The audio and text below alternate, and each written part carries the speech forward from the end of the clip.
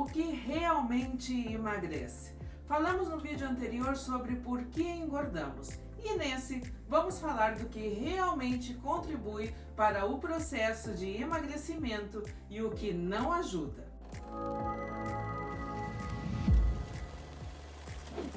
Para entender bem, é necessário lembrar de como funciona o emagrecimento do ponto de vista fisiológico. Esse processo se baseia em algumas características principais, sendo a mais importante a questão da restrição calórica, ou seja, o déficit calórico. Lembra que eu falei que temos que escolher bem o que entra pela nossa boca? Porque essa é a cura para a doença que se chama obesidade? Então, um alimento que você ingere não pode gerar um déficit calórico por si só. É fundamental visualizar que não existe nada que você possa comer a mais que te faça pesar menos, ou algo que você possa comer a mais e ainda se sentir melhor. O déficit energético e toda a movimentação da dieta em função dele são mais importantes do que um alimento, do que qualquer alimento sozinho. Frequentemente, vemos exemplos por aí de pessoas que acreditam que uma determinada fruta ou o uso dessa determinada fruta com água ou a adição de sementes a uma fruta vai produzir esse efeito. Isso não é verdade. No fim das contas, o emagrecimento está relacionado ao conjunto de suas ações. É sobre o que você faz durante todo o dia, durante todo o período e como você gerencia esse déficit calórico ao longo do tempo. Ou seja, quanto mais tempo você conseguir gerenciar esse déficit calórico, mais emagrecimento você vai conseguir. Portanto, é importante entender que não existe um alimento que emagreça, assim como não existe um alimento que engorda. Esse é um conceito que, se você entender bem, facilitará muito as coisas daqui para frente. Da mesma forma que alguém pode emagrecer comendo brigadeiro, outra pessoa pode engordar comendo brócolis. O processo de emagrecimento não depende apenas do brigadeiro, assim como o ganho de peso não depende apenas do brócolis. Em um contexto onde tudo está em excesso, ela vai engordar, não por causa do brócolis em si, e sim por causa do excesso. Da mesma forma que alguém come um brigadeiro em um contexto de emagrecimento, onde aquilo é uma exceção, pode emagrecer, porque não houve exagero. É importante considerar o todo. Outra confusão comum é sobre diuréticos.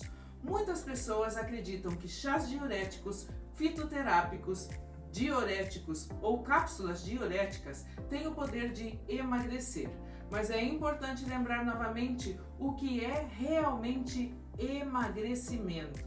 Entendemos emagrecimento como a diminuição do percentual de gordura e não a simples redução do peso ou desinchar. É claro que quando damos uma desinchada é agradável, mas nunca esquecer que deve existir um equilíbrio para tudo. Quando desinchamos ou perdemos peso devido à eliminação de excesso de líquidos, isso não representa uma perda de gordura significativa. Portanto, ao usar chás diuréticos, esteja ciente de que isso não é emagrecer. Isso é uma eliminação de líquidos.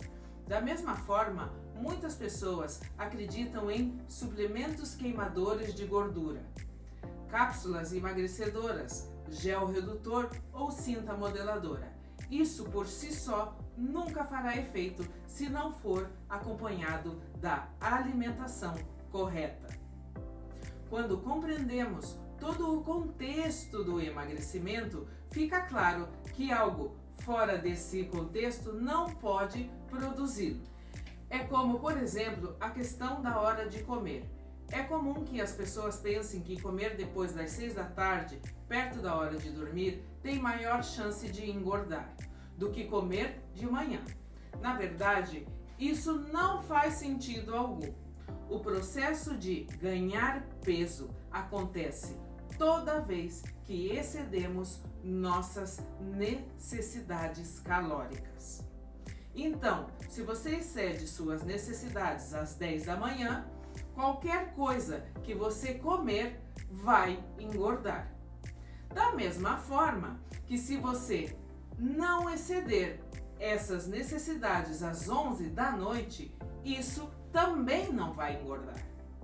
O corpo tem uma quantidade de calorias e energia que ele gasta para se manter vivo. Essas necessidades variam de pessoa para pessoa, de época para época da vida, mas precisam ser supridas pelo corpo. Então, se tudo que você come está dentro das suas necessidades, não há chance do corpo desviar essas calorias e essa energia que iria para um órgão vital simplesmente para fazer você engordar. Só porque você comeu tarde, isso não faz sentido. O que te faz ganhar peso é exceder suas necessidades, não importa a hora. O que te emagrece é conseguir reverter esse quadro, também não importando o horário em que isso acontece. Outro mito muito comum é sobre misturar líquidos e sólidos na mesma refeição. A maior dúvida é tomar muita água enquanto almoço ou janto. Engorda? Dá barriga? Isso não faz sentido. A estrutura do estômago é elástica e pode se expandir e contrair. Eu mesma, que fiz uma redução de estômago, noto que às vezes posso comer um pouco mais do habitual e o motivo é exatamente por essa estrutura do estômago. Mas, novamente, engordar significa aumentar a composição corporal em termos de percentual de gordura e não aumentar o tamanho do estômago. O que você bebe na refeição é água. Água não tem caloria alguma, não tem como beber água e engordar. O inchaço do estômago é algo que vai passar. Preste atenção no tamanho da sua barriga pela noite depois que você já ingeriu várias coisas e a diferença pela manhã quando você está horas sem comer. Eu tenho a barriga dos meus sonhos pela manhã.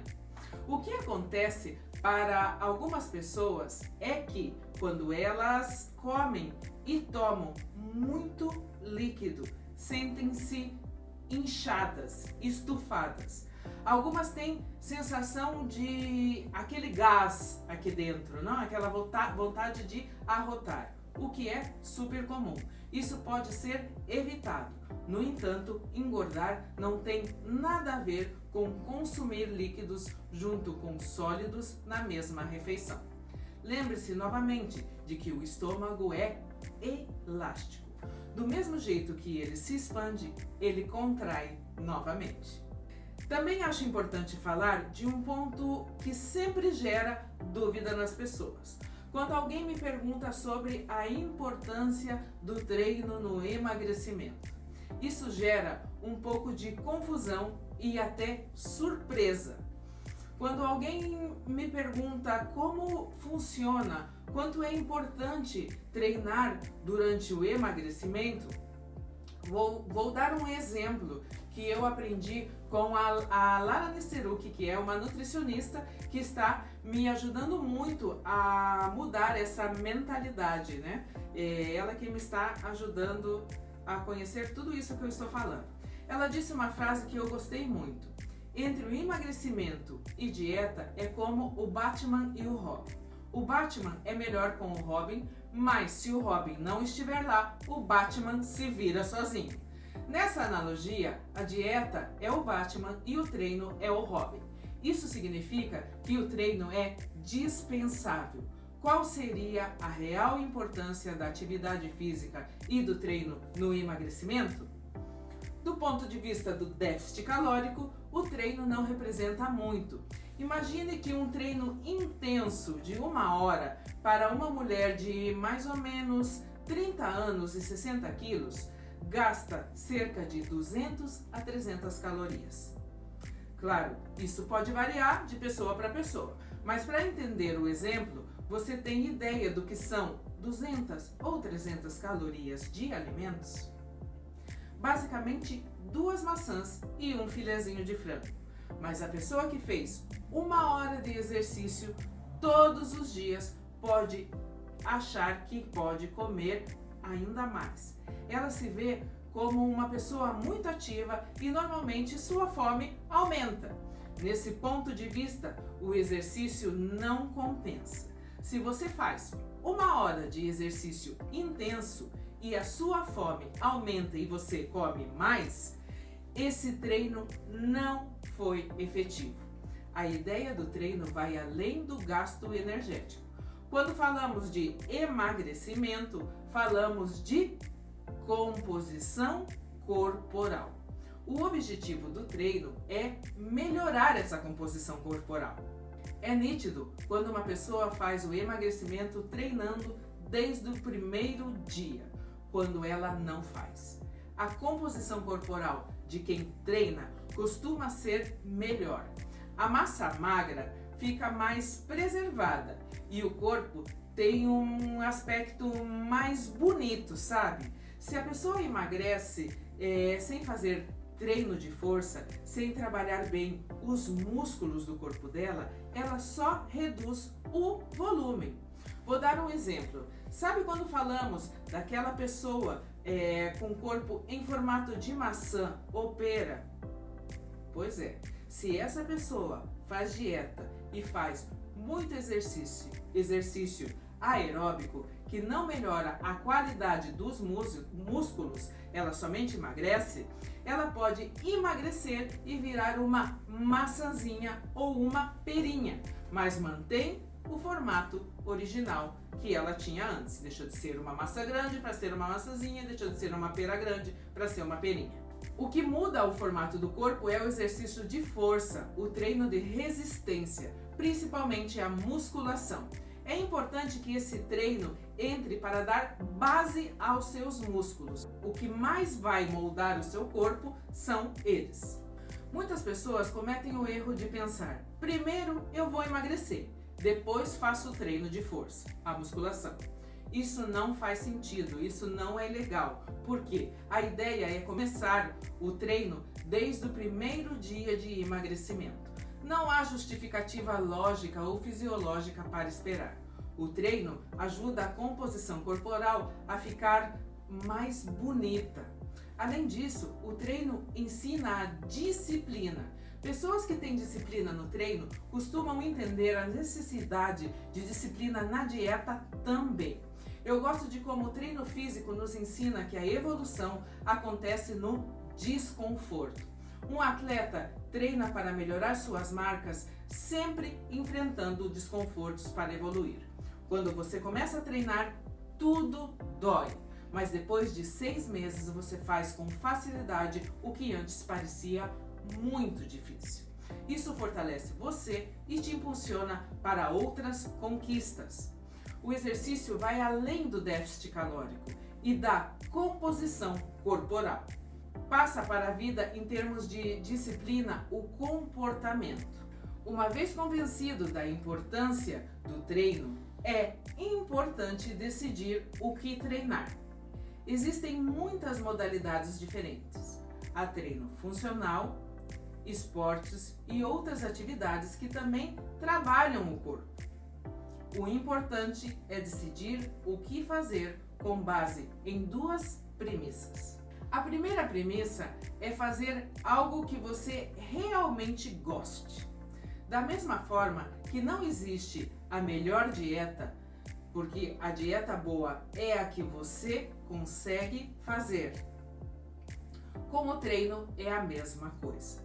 O melhor treino é o que você faz. Não adianta descobrir que musculação é ótima se você odeia e não vai fazer. Melhor encontrar um treino que você goste e faça. Eu, por exemplo, amo musculação, porque ela me desafia todos os dias e eu vejo os resultados acontecendo no meu corpo. Não me vejo flácida e assim me vejo mais durinha, sabe? A segunda premissa é que não dá para esperar resultados fazendo algo que não gera esses resultados. Fui pesquisar se o treino funcional substituía a musculação. Se você perguntar se jogar futebol substitui a natação, eu diria que são coisas totalmente diferentes. Não dá para esperar o resultado de um fazendo o outro.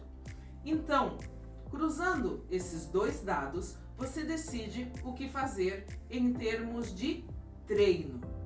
A forma de entender isso melhor é olhar para as pessoas que fazem essas modalidades por muito tempo. O corpo característico de cada modalidade é nítido.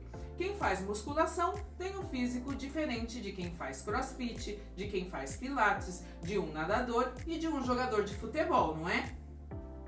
Claro, isso é superficial e muita coisa influencia a composição corporal, mas já te dá uma ideia do que esperar dependendo do exercício físico que você vai decidir fazer. Então, se esses vários mitos que citamos não funcionam para emagrecimento e se o treino funciona desde que você entenda seu real papel, a grande pergunta é: o que realmente gera emagrecimento? A resposta é a dieta. É ela que vai gerar o resultado que você espera. Lembre-se de que a dieta gera emagrecimento de forma generalizada. Muitas pessoas perguntam qual dieta é melhor para secar a barriga ou diminuir os braços? Bem, infelizmente não é assim que funciona. Tendemos a acumular gordura em áreas específicas do nosso corpo devido à nossa genética. E isso não podemos controlar. É comum que quem acumula mais gordura nas pernas tenha familiares assim, ou quem acumula no abdômen também tenha familiares assim. Para diminuir uma área específica, às vezes precisamos diminuir outras também. Muitas mulheres dizem que querem diminuir os braços, mas não querem diminuir o bumbum e as pernas. Isso não é possível, porque o emagrecimento acontece de forma geral e geralmente mais em algumas regiões do que em outras. Na expectativa de emagrecer, é importante considerar a genética, que é uma variável incontrolável. A gordura localizada pode ser tratada com intervenções estéticas, invasivas ou não. Muitas vezes, após emagrecer, alguém pode ter flancos que incomodam e procurar uma intervenção estética para resolver. Isso poderia ser a cereja do bolo, quando o resultado já está ótimo e só falta aquele toque final. Quantas vezes nós não pensamos em que fazer uma cirurgia plástica resolveria o problema, pois afinal eu só precisava perder uma barriguinha ou eu só precisava perder essa gordurinha das costas? E ao chegar no cirurgião plástico, ele diz que primeiro tem que emagrecer. Por quê? Porque ele não pode colocar a nossa vida em risco na hora da cirurgia. Tudo que eu estou falando nesse vídeo e no anterior e nos próximos que eu vou falar são coisas que eu aprendi com a Lana Nesteruk e com a minha experiência de tantos anos de dieta e procedimentos. Foi com essas ideias que consegui e estou conseguindo mudar minha forma de pensar sobre emagrecimento. E olha que isso tem acontecido somente agora. Mesmo depois de 4 anos da redução do estômago, ainda vamos falar muito sobre esses assuntos. Se você gosta dessa abordagem que eu estou fazendo, de tudo que eu estou falando, me siga para não perder os próximos vídeos e dá aquele curtir para que eu saiba que você está gostando. Nos vemos na próxima.